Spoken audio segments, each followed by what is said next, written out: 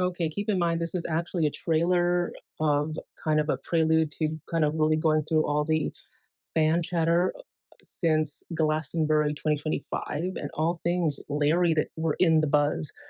Okay, so there are moments in fandom history that feel like mythology. The last time Harry and Louis were at the same public event outside of obligation, outside of cameras, was so long ago it might as well have been folklore. But then came Glastonbury 2025, and suddenly we weren't just watching a festival, we were watching a timeline quietly reconnect itself.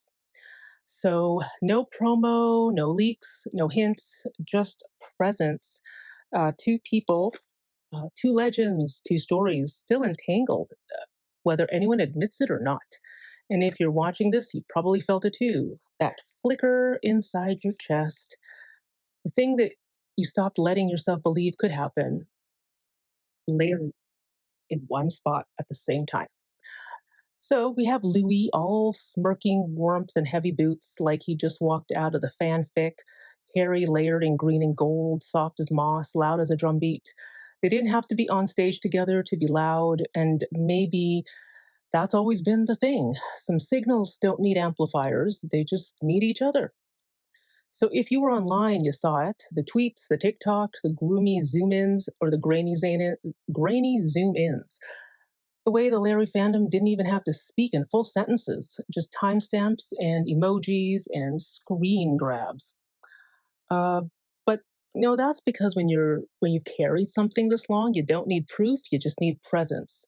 So so much has been said about survival, about people growing apart, and sometimes survival is just holding your thread long enough until it loops back.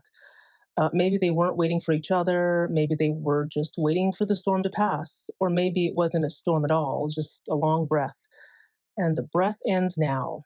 So, they don't wave flags, they don't wink at cameras anymore, but they don't disappear either.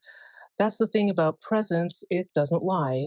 And for those watching closely, it wasn't what was said, it was what was allowed to be seen. And sometimes the bravest thing someone can do is show up exactly where they know they'll be seen.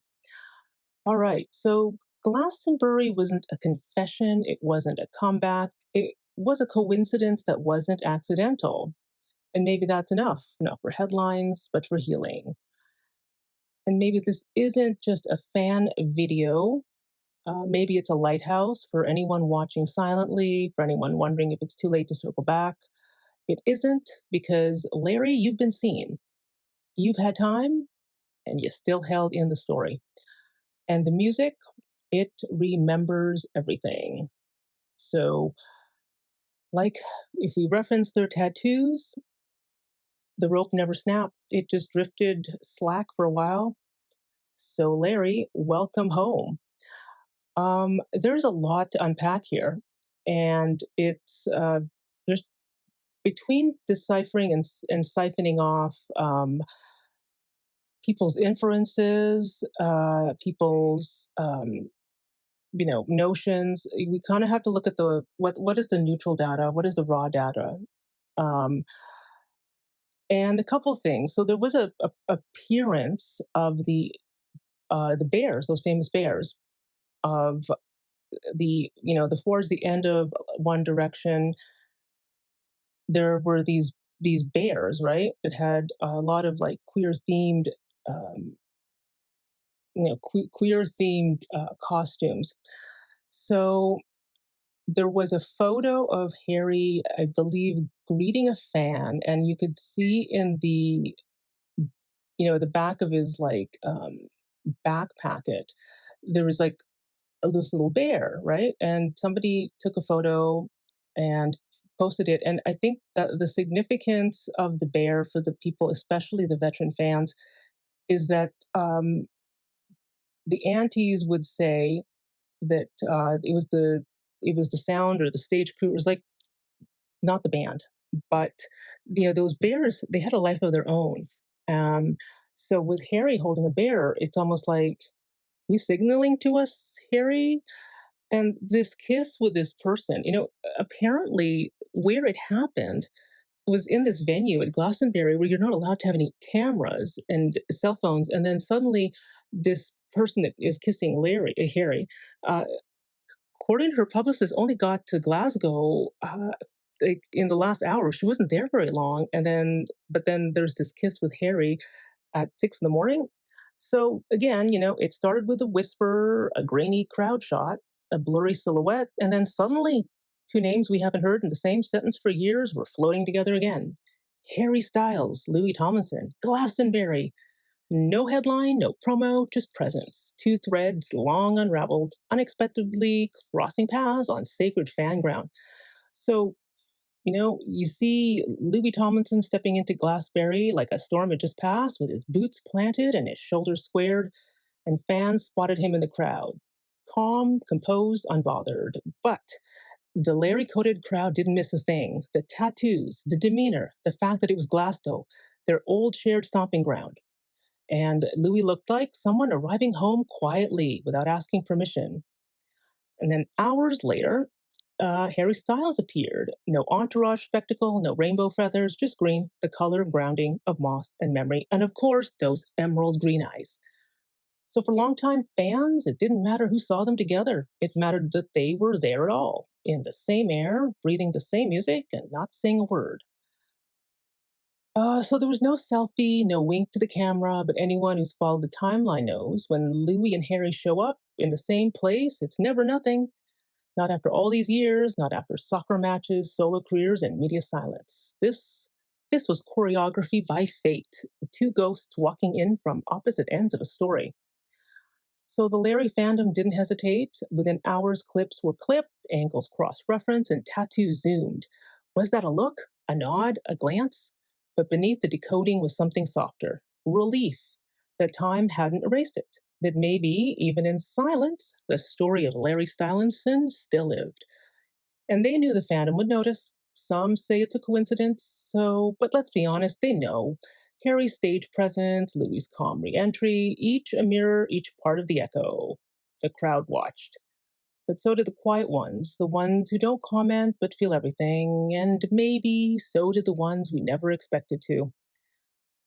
So, no, Larry's, you weren't imagining it. If your heart skipped when you saw both names trending, if your hands shook watching fans scream from the crowd, if you remember 2012 like it was yesterday, you are not alone. You are not crazy. You saw what you saw and what you felt. That was real because Larry is real. And so we begin again. Glastonbury 2025 didn't give us a photo, it gave us something better, a reminder that, even when the world says it's over, a story like this finds a way to breathe. And whether they planned it or fate did, the rope never snapped. It just looped in silence, and now it's tugging again. And what is very interesting is that there was a video on Instagram of an old interview with Harry and Louis, and it's been a video footage that has been like cropped and rehashed and made into these fan videos with music, um, and somebody had posted it, and then a lot of fans tagged Louis Tomlinson. And I think this particular fan did because of all the anticipation of potentially getting a Larry photo op at Glastonbury. And apparently, like Louis's been known to do this. He's been known to like things as his official Louis account, and then leave the like up for an hour, 2 hours, 3 hours, and then unlike it. So this is what happened again, and he's done this on Twitter too. So this is a typical Louis move. So this person and a lot of the fans who were really watching. I mean, my God, you guys! Honestly, I wonder if some of the Larry fans who've now all grown up, who learned how to detect signals and detect micro expressions, and are just so eagle eyed with their precision scoping, have have used those skills not just to help all of us who didn't have time to decode and watch, if they've applied those skills also professionally so that they can make some money from this, because you guys are brilliant. But people were quick to screenshot and take videos and showing, look, here's the video, and then it's a video of the interview where it's definitely a Larry video, and you see Harry like looking all googly, love-eyed, heart-eyed at Louis. It's when Harry had the long hair, which kind of is my favorite era. And so, nonetheless, Louis liked it on Instagram from his official Insta account. And so somebody took their camera and took a video and said, "Look, I want to prove that Louis liked it. Look, there's lots of people who captured it. So it wasn't just one fan; it was several fans who captured. Oh, he liked it, and it stayed up for 2 hours. Now he unliked it. So uh, I've posted it in the posts. So again, this is not an isolated incident. It's if you look at the history of these likes that suddenly they stay up but then they go. That is classic Louis. I think the fans have basically decided that when he does this, it's him kind of saying, "Hey, we're together, we're together." Um, but I think what is also important is the significance of Glastonbury in their history. So the history of Larry Stylinson and Glastonbury is rich. So the anticipation this past weekend that they would both be there, it it has a context that fueled this momentum. So it's rich with this symbolic significance in the fandom. Despite little to no direct public interaction between Harry and Louis at the actual festival, because right now no one has come up with a photo. So people have come up with inferences, but I haven't found a photo. But much of the lore is layered with coded appearances, thematic overlay, and emotional mythos that's rooted in all this Larry timeline. So when you think of the reason why we were all excited, especially the veteran fans, the veteran Larrys, is that so if you look at pre 2025, um, neither Louis or Harry were publicly seen together at Glastonbury during the One Direction years. But the idea of Glastonbury became or took root with a symbol of British indie authenticity, and it's a genre that both Harry and Lou leaned into after One Direction's permanent hiatus.